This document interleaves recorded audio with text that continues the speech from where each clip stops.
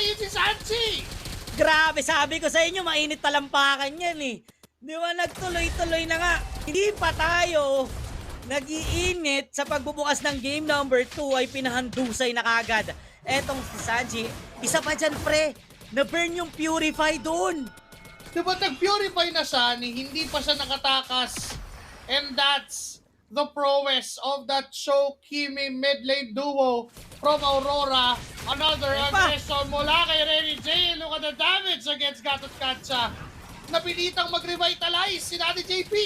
Dalawang spell kagad ang na-burn dito ng Aurora Gaming at hindi pa sila masyadong nagagasgasan. Remember, this is the type of body system play na ginawa din ng Team Liquid nung kalaban nila yung Maru. Mabilisan sa mid-cap tapos ikot sa XP, pero ang ginawa ng Aurora Gaming, they maintain the pressure into the mid lane. Even the roamer of Team Liquid is struggling right now.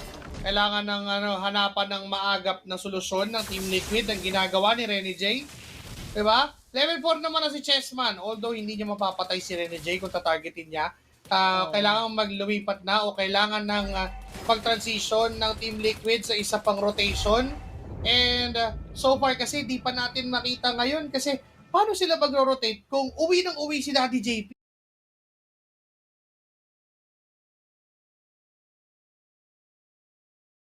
Pinapauwi lagi ni Renny J tsaka ni Yue. Di uwi, and isa pa dyan yung farsa ni Sanji. Diba, hinihintay niya maging available yung Purify bago siya lumapit doon sa mga minion wave. So he decided to help the XP para makahabol sa kanyang Feathered Earthstrike. Kaya lang nagsimula na rin ang Aurora sa pagkarne dito sa Turtle. Pilit na nagbibigay ng space doon, flicker out. Kaya lang nakuha pa rin ni Demon kahit ang Turtle. No choice ang Team Liquid kung hindi ibigay ang gusto ng Aurora. O teka, mahabol pa, sumusubok pa ang Aurora. Kahit makuha yung Turtle ay hindi pa kontento. Renny J is gonna go down. Gisano kinmula kay Chessman. Pero not enough yung damage. Renny J lang ang casualty. But then again, we're talking for Aurora. Hindi sila nakukontento sa isang panalo. Gusto nila lahat ng ways, lahat ng chances na makalamang ay magawa nila. Yeah. Hanggat lamang kasi gusto nila tuloy-tuloy. Diba? Pero kaibahan ng lineup ngayon ng Team Liquid. Sa lineup kanina, kung naka-Fred rin pa rin si Carl, patay na naman siya, pre. Kasi tinamaan siya ng lahat ng crowd control eh. Jet Kondo, then tumama yung Starlium Beam. Pero nakapag-shadow kill siya this time, kaya niya natakasan yung mga damage na bigay ng Kimi. May sipa tayo and flicker mula kay Renny J. Pero maling paa yung pinangsipa this time, kaya nakalayo pa rin doon si Oheb. Medyo mabilis ang reaction time ni Oheb doon sa nakita natin. Imagine, flicker na yung ginawa ni Renny J. Medyo na late yung sipa. Ang nagamit niya yata kasi yung Jet Kondo tapos nag-cooldown. Kaya hindi siya naka-Jet Kondo na pasok. Flicker lang sa flicker. Napakaganda nung reaction time ni Oheb doon. He was able to survive that possible gank na pwedeng gawin ni Renny J at ng isang Doming Kite. And hindi kasi naka-purify itong si KL1. So kailangan talagang bilisan ang kanyang mga daliri para maka-flicker out. Hindi niya kailangan magtipid ng resources kasi nag-burn din ng flicker. Siguro panalo doon ng Aurora Gaming kung hindi nag-flicker si Renny J, tol. 'Di ba? Kasi mababurn yung flicker. Pwede nilang balikan ulit itong si Oheb once na available na ulit yung Way of the Dragon. Pero dahil nag-burn sila ng parehas na flicker, hindi na inulit ni Renny J yung kanilang attempt sa may gold. They went back into the Turtle. Sumusugod ka lang ngayon ang kumpara ng Team Liquid. Umahabol, nandiyan yung Fist Crack. Pero sa likod ay naipit si Sanji na lasunan pa. Sa harap naman, si Sanford na magiging casualty. 2-man down with Team Liquid. Kapalit ni Renny J. Yung Turtle ay buhay pa rin. AOG mula kay Daddy JP. Demon Kite ay tumahi. Was able to take down in a triple once again from Yue. It's an early triple kill for Yue. Kanina mid-game na nating nakita na mag-online yung Kimi niya, papoke-poke lang, pero ngayon siya na mismo yung lumilinis. Dito na nagbubunga yung early space and early advantage na binigay at tinulong sa kanya ni Renny J. Ngayon dahil maaga siya naka 4-0, maaga na rin pwedeng ma-activate yung Sky Piercer at mas lalong mahihirapan ang Team Liquid sa mga susunod na pangyayari pag yun ang na-build dito ng isang Kimi. Sino ba si Renny J? Yung zone niya talagang sa likod ng torre. Kaso di nga lang nila nabasag pa yung turret doon sa may top lane. So pwedeng balikan na lang ulit. Pero maghahanap na naman ng possible target. Renny J. Daddy JP yata ang gusto. Jet Oops. Kondo pero naton. At atras pabalik. Itong si Renny J. Unbreakable saves the day para dito kay Daddy JP. Mainit pa rin yung paa ni JP mga kaibigan. And aside from the pressure is giving, yung vision. Di ba, paano mo mapapatay yung Kimi kung alam niya lahat kung saan manggagaling ang attacker dito at ang mga damage dealers na meron ang Team Liquid at umatake na naman sa orange buff ang kupunan ng Aurora. Malalim si Edward na bakura na suntok and finally makikill doon ng Team Liquid. Hindi na umabot ang tulong na nanggaling kila Yue. Masyadong malalim yung naging pwesto doon. Pero low on HP. Itong si Carl TZ napigilan yung kanyang TP. Pero i-clear na lang niya yung minion wave sa baba. Ang ganda rin ang vision na pinoprovide ni Sanford. Alam niya kung saan manggagaling. But Renny J surveying the floor. Trying to set up. Pero wala na ron si Carl TZ at hindi pa umuwi. Nakita muli yata ni Renny J at pwedeng setan. Tatalunan ba? Pero sa gitna, may ibang plano ang kupunan ng Aurora. May pressure na binubuo ang Team Liquid sa may gitna and that will delay the attempt of Renny J doon sa may box, sa may baba na abutin. Ito nga si Carl TZ. Nandun nakaantabay na yung Roger, di ba? Isang sipa, isang knock-up or Way of the Dragon lang with the Lycan Pounce. Talagang malilinis kaagad. Pero ang goal pala ay kuhanin na lang yung pagong. Tubok din naman ang Team Liquid na sumilit. Pero no sir, says Demon Kite, hindi nyo masesecure o hindi nyo na ako mapipigilan na kunin yung objective. Lamang pa rin ang Aurora Gaming down 3.2 kay Gold Lead. At si Yue ay hindi pa rin nahahawakan ng Team Liquid. Yun yung problema ang kailangan nilang hanapan ng solusyon. And they know na yung Farsa, yung tanging pwedeng dumamage doon sa Kimi dahil nga sa range and artillery neto. Ang problema nga lang is aktibo pa sa aktibo. Hindi ko alam kung nakatatlong kape. Etong si Renny J, tingnan mo naman! Napakalalim at si Edward kagad ang nakadikit para i-deny yung Farsa ni Sanji. Sasagot ng onte doon sila Daddy JP para itapo yung mga members ng Aurora. Pero lalaban Shiba! kay Shiba! With a Way of the Dragon, huli balbo ng isa. Mga taas pa rin, hindi. Nasa likuran ng galing si Holy Moly para makakuha ng kill. The Lycan Pounce clean up and Sanji falls down again. Naamoy yung dugo ni Chef Sanji. Yun yung mahalaga para sa Aurora na kahit di nila matapos yung kills, merong panghabol, may way para tapusin ang mission. But Edward flickers out! The safety! Timed perfectly nung lumipat yung Ugi Shadow kill doon sa grab. Grabe, kung ako yun, kanina ko pa napindot yung flicker, pre. Ako din parang pagkabit pa lang, maker na ako eh.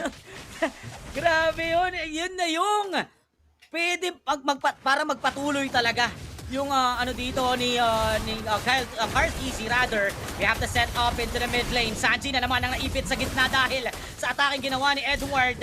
Pero babalik na ng Team Liquid finally as well. The cleanup coming in mula sa Young Goat Chessman with his 4th kill. Nakakuha niya ang boy Demon Kite. That's the first time Demon Kite falls down sa laban. Slowly but surely, Team Liquid is just maintaining striking distance against Aurora Gaming. Kill 1, Daddy JP. Sa mid lane nakatutok, nandyan din si 40. Fist break, and a fist ang pwede gawin ng AOG. Kaso nga lang sa loob ng tore kaya walang makasunod sa kanya. But here comes, holy moly! Nandyan yung Lycan Pounce, pero flicker out. Traction Force mula kay Yue. Ayun na, para kunin ang buhay. No sir, buhay pa rin si Daddy JP sa pagkakataon with Edward being the casualty for Aurora. Holy moly! What's more with the Lycan Pounce? Siya pala yung sagot, pero may sagot din ang Cavalry as they will take the trade. Holy moly goes down. Same goes with the shutdown from Carl TZ. Pero ang major difference, wala yung jungler ng Team Liquid habang available yung Lord. Ang magdi-delay ay etong si Sanford. Bibigyan niya ng espasyo at oras na makabalik si Young Goat.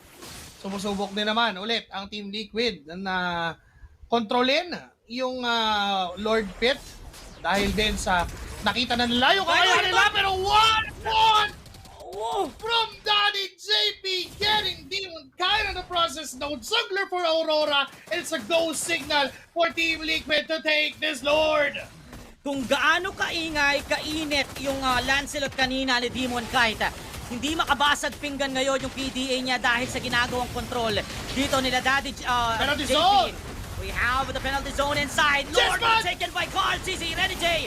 Mapapatumba doon ni Oheb. Nakadalawa pa nga sa kanyang mga bala. Gawin mo ng tatlo. Gawin mo ng maniac. Humandusay ang lahat ng miyembro ng Aurora. Bigla na lang natumba yung unofficial wipeout din na nakuha ng Team Liquid. Demon Kite alone. Nade-depensa, may Lord sa ibaba ang Cavalry. Torres sa gitna, nagiging target. May Holy Blessing pa naman sa middle lane. At mapapaputok, hindi na depensahan ng mabilis ni Demon Kite. That's why pwedeng tumulak ang Cavalry sa tatlong lanes na meron. Nakita mo yung teamfight kanina. Wala mang gas lumabas. Etong si Oheb matapos makamanyak. Nakapamewang habang bumabaril. Ganon kaganda yung binigay na setup sa kanya nila Daddy JP at ni Sanford. And it's paying now. Aurora Gaming, sila naman ang nasa defensive side. Kailangan naman din sila na dumepensa ng maayos. Although they have the abilities to do so. Mataas yung AoE effect ng isang Kimi. Plus yung damage output din naman ng Roger is enough. But ang pwede nilang asahan na dito or pwedeng gawin ng Team Liquid dito ay teka lang, si Papa, si Kielvan walang kasunod. Sa damage output, nagkamali ng pasok ang Hitman na si Renny J. Ngayon, 4 na lang ang dinepensa, but still the Lord is down naman ang mabilis for Aurora. Buhay pa din ang inhibitor turrets. Pero here comes round number 2 down middle lane. Ito yung target. Pumasok doon si Chessman sa likod. Inaabot si Dobby. Here comes the Parehas walang nabakura na tatamaan doon ng Team Liquid. Pero sila yung lamangit na yung aso. Magwawalan si Doming with like and bounce. Pero nailagan yon. Nakatakas pa rin si Sanford. Si Holy Moly ngayon ang hahabulin ng 4 na miyembro ng Team Liquid. The Cavalry pushing the members of Aurora back. Pero buhay pa din naman yung inhibitor turrets. Again, Renny J, umama na si Paton. Nandyan, hindi niya na-stun budget kung daw isn't enough. Yung mga bala ng baril na tumatama mula kay Kiel1 is enough to take down Renny J. No more Sanford, better airstrike gamit kay Sanji. Kaso, mapapatakbo lang din naman ng Aurora. Still na depensahan yung mga turret. Chessman, papasok. Si Yue, tinamaan, lumipat sa mga minions. Ngayon, mag-aatrasan dahil ang Aurora naman ang hahabol sa Cavalry pa uwi. Props pa rin sa depensa ng Aurora Gaming after everything no, na ginawa dito ng mga setups ng Cavalry ay nadepensahan pa rin nila yon. 2 beses pa nga namatay si Renny J. Pero ngayon, ang Aurora naman nga ang maghahabol. 20 seconds, my lord, na sa tingin ko pinipilit ng Aurora na paatrasin ang Team Liquid para sila naman ang makapwesto ng maaga doon sa Lord Pit. Yup, they badly needed that position sa Lord Pit. Kinakailangan nilang mauna, particularly Renny J. Kailangan ng isang magandang sipa na magbumula kay Hitman. It's either Kiel1 or even Chessman. Pero nakita siya agad, nagamit na yung sipa. Sa ngayon ang inahabol ng Cavalry. Alam nilang wala ng Way of the Dragon. Wala na ring flicker si Renny J. This is a go signal once more for the side of Team Liquid. Pero may way pa rin para ilaban ng Aurora Gaming itong Lord na to. Remember, this is Anslot. Huli-muli with a split push. Phantom Fusion! A signature torn throws retry. Demon Kite with the Lord. Patay naman ngayon sa open cowl. They got Demon Kite on the backside. Nakikita sa feather side doon. Si Sergio ng mga members ng Aurora. Inuubos na lang ng Team Liquid ng Aurora pero nakalusot. Si Demon Kite sa gitna. He destroyed the base turret. And they even got the Lord. Pero mukhang sa ibaba, itutuloy ito ng Cavalry. Alam mo yung Lord, this is not a perfect timing for the side of Team Liquid Philippines. Nandiyan si Holy Moly. AOG na gamit like and pulse. No sir, may minion wave sa baba. And there you have it. We're having already first game number 3. At ang Team Liquid Philippines ang magpapwersa nun kontra sa Aurora. Hindi pa